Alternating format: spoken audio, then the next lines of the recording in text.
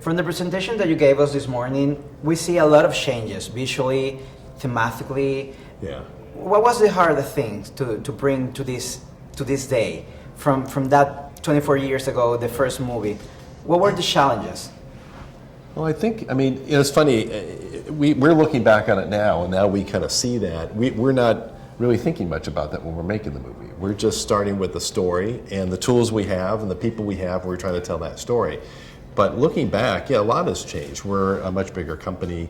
There's a lot more people working here. We're working on multiple movies all the same time while, Toy Stories happen here and others are working on other films. Back in the day, it was just everybody working on a Toy Story. We're dedicated to it. We're trying to figure out the language, trying to figure out how to make the movie, design the characters. Now we have a world that we know and that we love, and we've had these 3 other movies. So it's about getting back to that sweet spot of that Toy Story kind of movie, that world, and introducing new characters and a new journey. In this case, it's quite a journey for Woody. Aw, Sheriff Woody always coming to the rescue. You tricked us with Toy Story 3. We thought it was the end. Yeah. And no, it was a lie. We're back. when they pitched you the idea, okay, we're going to bring the Vice God back. What were in mind? What was the original pitch? Well, no one really pitched it to us necessarily. I mean, it kind of came up.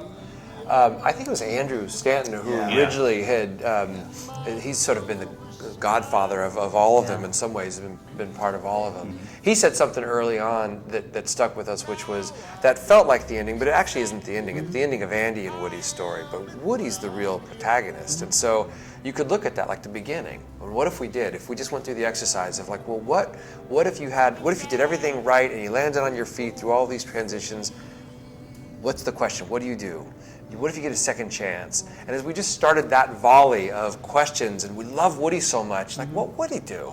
He is with Bonnie. Is it the same? It can't be the same. It must be different. So how is it different? And just like that, around a table like this, we started riffing on things, and pretty soon we became interested in like, well, what if we could tell a story that really shows a different Woody? And that just lit us up. Yeah. That's gonna be quite a jump for you and Duke. For me, let's kaboom. Go!